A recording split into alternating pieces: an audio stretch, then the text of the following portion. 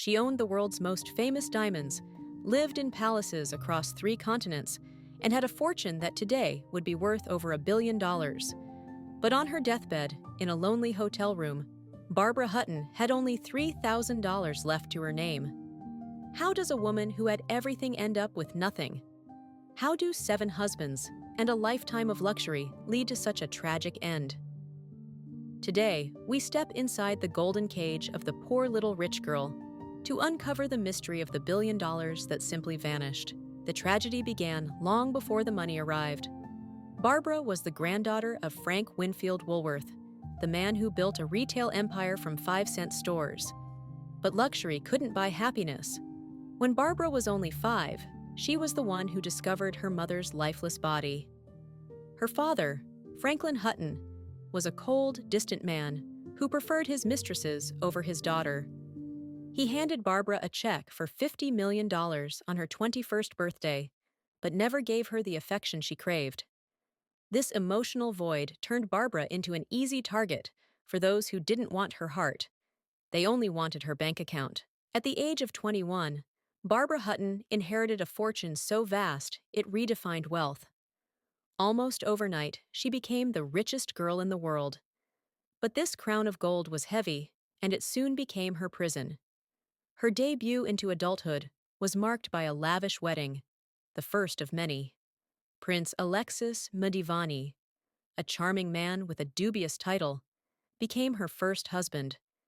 Their life was a whirlwind of extravagance, grand parties, private yachts, and endless shopping. Yet, beneath the glittering surface, a dark pattern began to emerge. Alexis was not interested in Barbara. He was only interested in her seemingly limitless funds. She showered him with expensive gifts, hoping to buy affection. But the prince saw her fortune only as an endless well for his own whims. The fairy tale quickly soured. The glittering parties felt hollow, and the constant spending became meaningless. Barbara, despite her unparalleled wealth, was still searching for the one thing money couldn't buy: genuine love and respect. After the scandals and the heartbreaks, a new chapter began. In the midst of the world's chaos, Barbara met Cary Grant. He was Hollywood's golden boy, and unlike the others, he didn't want her millions. For the first time, she wasn't a bank account. She was a woman. It was her only marriage that wasn't built on a contract, but on genuine affection.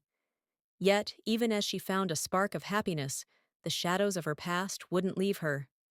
Her obsession with beauty and her fragile health began to take a toll. The greatest tragedy, however, was her distance from her only son, Lance. While she chased love across continents, he grew up in the shadow of her fame and wealth, a stranger to his own mother.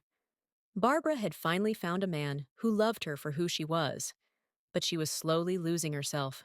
The final years were a slow descent into a gilded loneliness.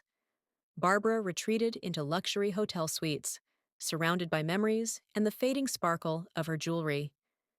She began to give her priceless diamonds away to strangers, as if trying to shed the weight of the fortune that had never brought her peace. By the end, the richest girl in the world was a ghost of her former self.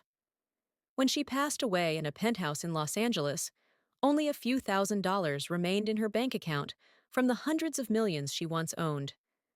The money was gone, the husbands were gone, and the headlines had faded.